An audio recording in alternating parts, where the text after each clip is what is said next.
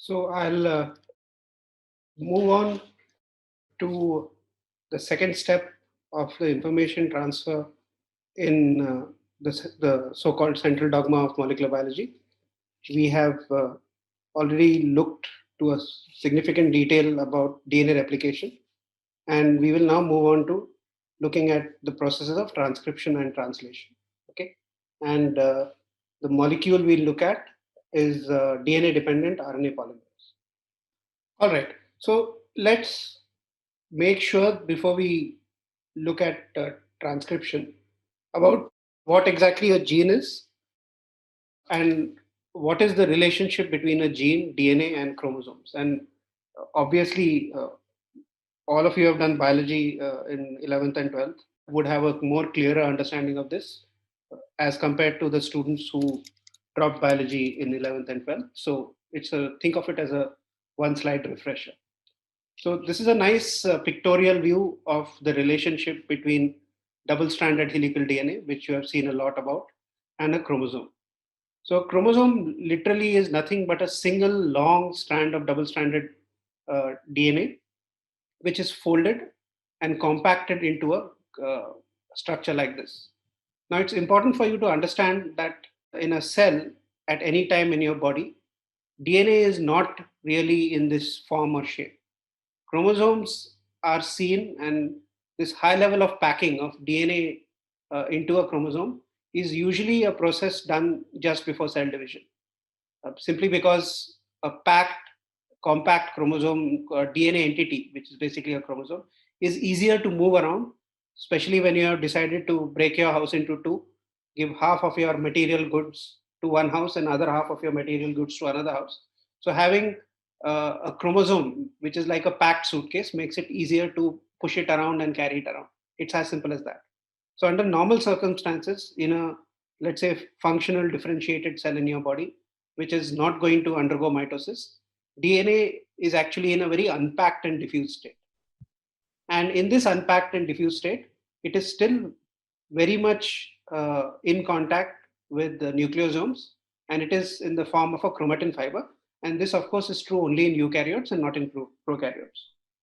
And when you look at naked DNA, which is what we are doing now, which is not the form in which it exists, they are always DNA binding proteins which are associated with DNA, then we can take a stretch of DNA as shown over here in pink and call it a gene. All right. And in a simplistic and not too wrong visualization, as you look along the length of a double stranded piece of DNA, you will have genes along the length of the DNA. And you can basically give them numbers or names called gene 1, gene 2, gene 3, gene 4. Fine.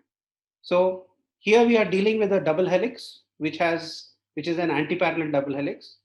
You have information coded in one strand, and for redundancy, complementary information coded in the other strand. Each strand is going in a different orientation. Let's just label it as 5 prime, 3 prime, and 5 prime, 3 prime. Fine. Now, I've already told you that there are approximately 3 billion bases in a human genome. And for every animal, plant, bacteria, archaea, viruses, the number of bases differ. Now, we also know that there are approximately 20,000 protein coding genes in the human genome, and approximately again, let's say 20,000 again. The number is very precise, which is shown over here. Non-coding genes. Now, what is the difference? The genes, and this is one gene, will code for an mRNA, which in turn will code for a protein. Okay, so this becomes a protein coding gene. Whereas there are genes which will code for a piece of RNA, but this piece of RNA will not go forward to make a protein. It will remain as RNA, and we call these non-coding genes. Now, very clearly, I have been emphasizing the fact that a stretch of the double-stranded helix is a gene, and since we know approximately that there are 3 billion base pairs in the human genome, and we know how many genes are there, and I'm approximating approximately 30,000 genes, which is an approximation. On average, each gene will occupy 10 raised to 5 base pairs. This should be pairs. This is a typing error. I'm sorry about that. Now, it turns out that genes are hugely variable in length. For example, the longest gene in the human body is a gene for a protein called dystrophin. And this region encompasses 2 into 10 raised to 6 base pairs. So that's a huge amount of a length of a gene, basically 2 into 10 raised to 6. At the same time, you will also have small genes, let's say 10 raised to 2, which are 100 base pairs long, not too long at all. So you have a wide range of genes, and a gene, the way we are defining it over here, is basically a stretch of a double stranded helix which codes for RNA. And in some cases, like this, the RNA continues to code for protein. And in some cases, like this, the RNA does not continue to code for a protein. So this is straightforward and simple enough. Now, let's look at the structure of a eukaryotic gene. And this is again simplistic, but it's very accurate. So now this is a stretch of DNA, double stranded DNA. And we basically will look at one strand of the DNA. And we'll worry about which strand we are looking at, because each strand has complementary information. And we usually read off one strand, and the information makes sense on one strand. Now, in this stretch, we will basically say and start giving nomenclature and defining regions. Okay. So each gene, and now this is very approximate, this is a number I have created, which is, let's say, 10 kilobase pairs, which means it is 10,000 base pairs in length. There will be a region which will be called as a promoter. And this will be, again, remember, this whole stretch is nothing but ATGCs. It's just ATGCs in different combinations, C, C, C, T, T, T. So this is just DNA, okay? And in this DNA, we are basically trying to say that there will be defined regions which we can label with English, using the English language, and we'll call the region on the left hand side, and I'll define what the left hand side is in terms of orientation, as a promoter region. And after that, we will divide the rest of the gene into two basic categories. We'll call the ones we have labeled as blue as exons, and ones we have labeled in red as introns. Okay. And there will be another light blue region in the end, which is basically the terminator region. So this is pretty much the structure of a gene. A eukaryotic gene will have a promoter region which will extend, the range varies, let's say 500 base pairs to 1 kilobase, so 1000 bases to 500 base pairs. We will have pieces which we'll call exons, and we'll have pieces which we'll call introns, and then we'll have a terminator region. Okay, and very obviously the machine, DNA dependent RNA polymerase, is going to read this gene, and it's going to make a piece of RNA. The piece of RNA will have both these exons and introns. And again, this is a simplistic picture. And the net result is the immature pre-RNA, as we call it, will become the mature RNA after it removes the red pieces from the total information it is copied from the gene. So the mRNA, which is now going to be translated into a protein, basically is missing these red pieces, and which is why, looking back, knowing that these pieces are no longer represented in the code, we call these as introns. So basically, these are pieces of information which are available on the genome, on the DNA, but are not used to make a protein. So effectively, there is an editing step which we term as splicing, which happens, and this editing step removes so-called unwanted information from the pre-RNA to make the mature RNA, which is going to be converted into a protein. Okay, and again, these are all approximate sizes. Let's say the gene encompasses about 10 kilobases. The RNA will pretty much encompass something short of 10,000 bases. And after splicing, a lot of RNA would have been removed before it is converted into protein. And you end up with a much smaller piece of nucleic acid, single-stranded mRNA. So you start with double-stranded DNA. You use one of the strands to copy a complement, which is RNA. The complement is spliced, which continues to be the mature RNA. And the mature RNA is translated by the ribosome into a linear polypeptide chain, which is an amino acid chain, which then folds into a special structure called as a folded state of a protein. And this is all we are going to do in this class and in the next class. Is there a question? All right. So now let's look at more detailed terminology. And this may look complicated, but it's not really all that complicated. And hopefully you'll be able to, for those of you who haven't done biology before, you'll be able to follow it. Now, pretty much this is the region of interest, which is going to make the RNA. Fine. The location where the protein binds is approximately in this location. So there is a stretch of DNA which works as a binding site for DNA-dependent RNA polymerase. Fine. Now, once RNA polymerase binds, it opens up the double-stranded DNA and starts reading one of the strands. And it makes a copy, an mRNA copy of that one strand of DNA. And the first part of it is usually called the non-coding sequence, because this part never really is converted into protein. Then come the pink exons over here, sorry, the green exons over here, and the pink introns. All of them are copied, including the so-called non-coding sequence. And at the end, the RNA will contain the 5' region, the 3' region, the main gene, but the introns are going to be spliced out. Okay, I'll explain what enhancer regions are a little later. So this is the structure of a gene, which basically consists of introns and exons, 5' and 3' leader sequences, a piece of DNA which is there to bind RNA polymerase, and all this is nothing but a single stretch of double-stranded DNA, out of which only one strand is being read and copied into mRNA. So now let's look at a simple example of transcription. Before outlining DNA transcription, I feel it's important to give an overview of protein synthesis to put it in context. First of all, we have the DNA, and where we find a gene on the DNA, this would be transcribed to form a piece of mRNA. This is known as transcription.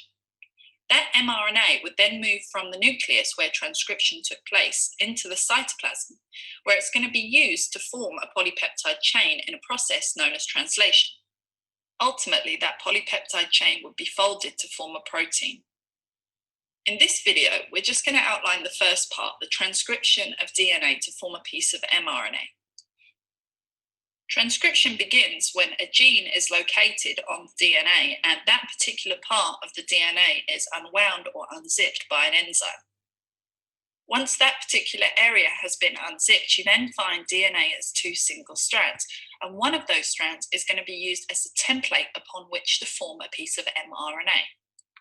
So please notice which strand in which direction is being copied.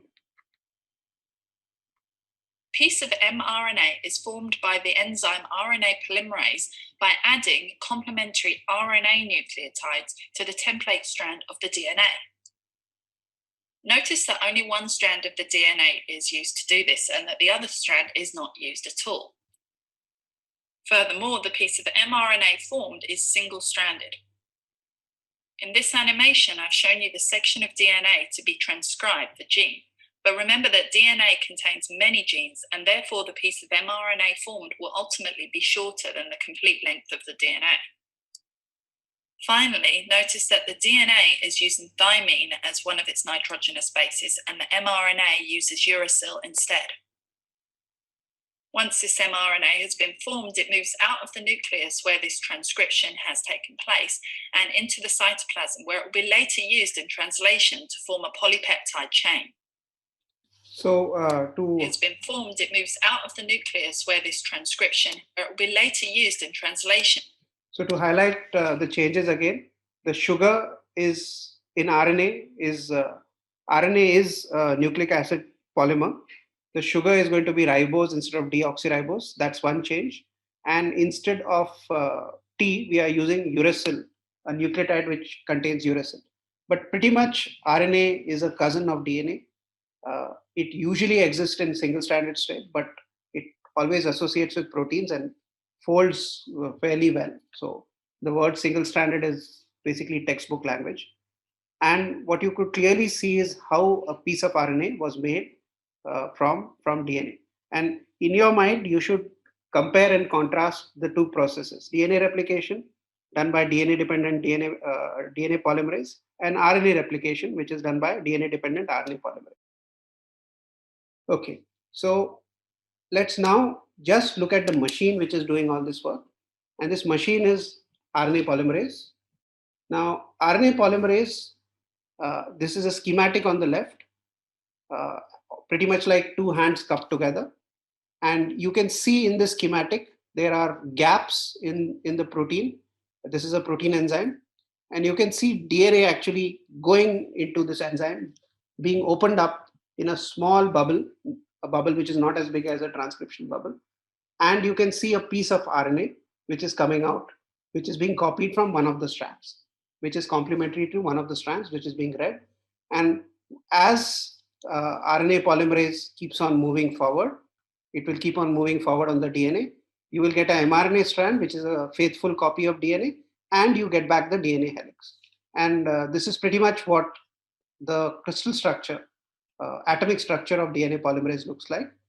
And shown over here are the different domains, the different pieces of this enzyme. So it's basically multiple pieces of protein put together, and this is something we'll discuss later.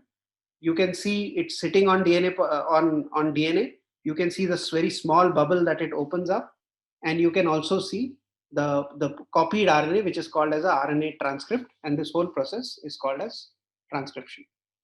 Okay, now this is a sort of a picture of this entire process. In yellow is a schematic of RNA polymerase. This is DNA which is opened up. This is the DNA RNA hybrid region where you have extension of RNA bases in the 3' direction, which is copied from this strand. Now, terminology is calling this the template strand.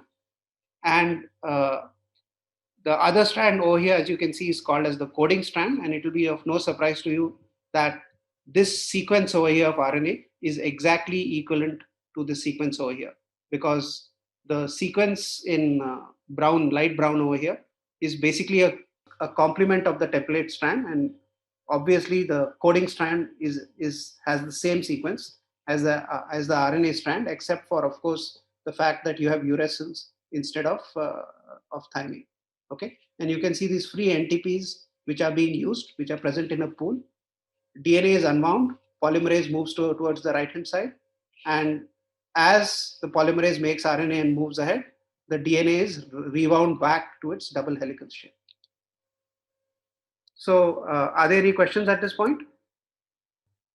Sir, like in the making of the RNA joins to this template strand. So the RNA polymerase also acts as a helicase to remove the hydrogen bonds between them. Yes, so there are actually, I'm giving you a simplified view. There are many proteins which are functional over here. There are actually about somewhere between 20 to 100 proteins which are working over here. RNA polymerase is the machine doing this particular job, but it is assisted by a large number of proteins. So there is what is called as a transcriptional initiation complex over here. So different proteins are different doing jobs, including opening and closing of DNA. But yes, RNA polymerase is also involved in this process. So even though I'm telling you this as a one protein doing one job, the primary job of this protein, but do realize that there are a series of associated proteins which are also helping this whole process along. So Okay. transcription is not about only about RNA polymerase. Transcription is about a group of proteins with RNA polymerase doing the key job in this process. Okay. All right. So let's look at this second movie. Transcription is the first step in the expression of a gene. It is the formation of a specific RNA sequence from a specific DNA sequence. So I want you to now focus on the fact that this is a stretch of DNA. There is an area defined as a promoter. There is an area defined as a termination site. So pretty much your gene is now between these two areas. Okay. And let's see how polymerase goes and makes a copy of DNA. Transcription initiation occurs at a promoter, a region on the DNA where RNA polymerase binds. RNA polymerase attaches to the promoter and begins to unwind the DNA. At the initiation site, the polymerase begins reading the DNA template strand and building a complementary RNA strand from free nucleoside triphosphates. The RNA strand grows by the addition of these substrate molecules to its 3' end. This is the elongation phase of transcription. Note that the bases in the nucleotides of the RNA strand form pairs with the bases in the DNA strand. Also, note that the RNA nucleotides contain the sugar ribose, which has a 2' hydroxyl group, whereas the DNA nucleotides contain the sugar deoxyribose, which lacks this hydroxyl group. RNA polymerase functions similarly to DNA polymerase. It adds nucleotides to the 3' hydroxyl group of the last nucleotide. The DNA double helix rewinds as the RNA polymerase moves through. Like the unwinding, the rewinding is an energy-requiring process that is accomplished by RNA polymerase. When RNA polymerase reaches the termination site, the RNA transcript is released from the template. The DNA rewinds completely, and the RNA polymerase dissociates from it. The DNA and RNA polymerase can then participate in other rounds of transcription. All right. So hopefully this was fairly straightforward and clear. It introduced you to the concept of promoter sites, termination sites. Let's now look at a more complicated movie. What you are about to see is DNA's most extraordinary secret: how a simple code is turned into flesh and blood. It begins with a bundle of factors assembling at the start of a gene.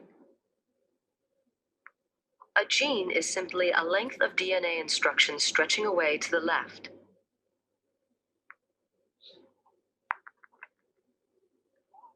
The assembled factors trigger the first phase of the process, reading off the information that will be needed to make the protein.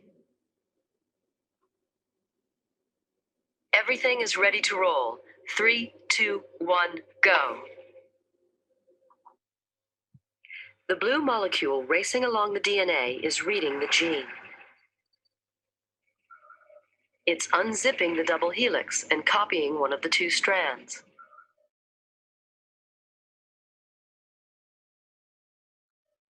The yellow chain snaking out of the top is a copy of the genetic message, and it's made of a close chemical cousin of DNA called RNA. The building blocks to make the RNA enter through an intake hole. They are matched to the DNA, letter by letter, to copy the A's, C's, T's, and G's of the gene. The only difference is that in the RNA copy, the letter T is replaced with a closely related building block known as U.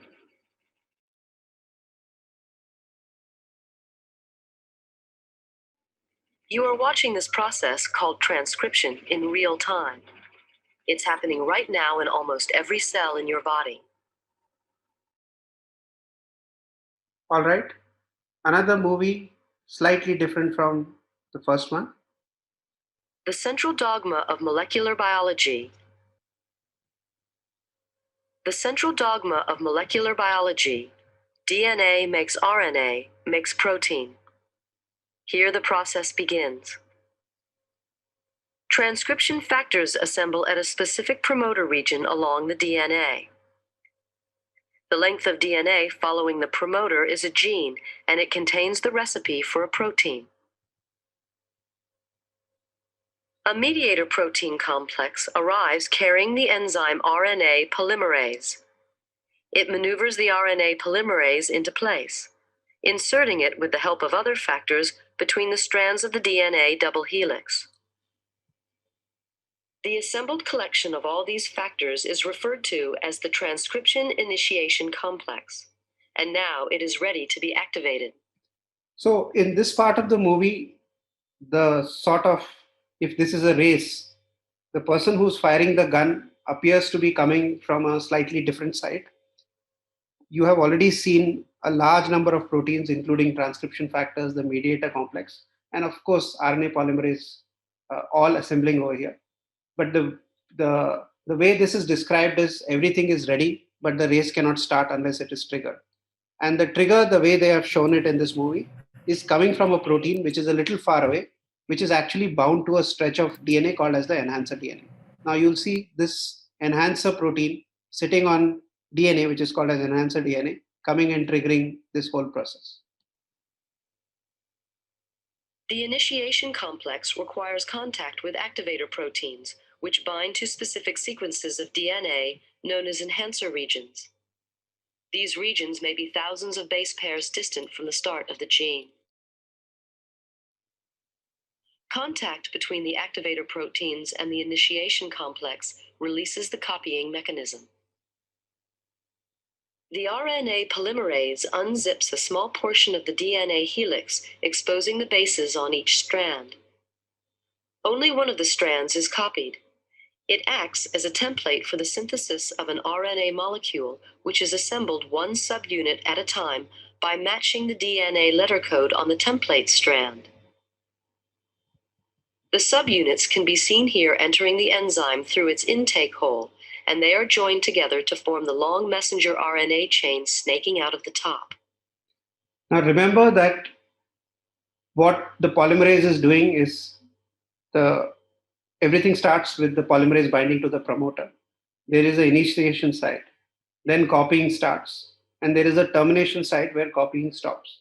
Now, the size of genes vary dramatically, as I said, from a few hundred base pairs to tens and thousands to 100,000 base pairs. And the polymerase, whether it is a short gene or a long gene, its job is to stay on the DNA and keep on making RNA till it hits a sequence which tells it that it's a termination step in making RNA. So it's hit the termination piece of DNA at this point.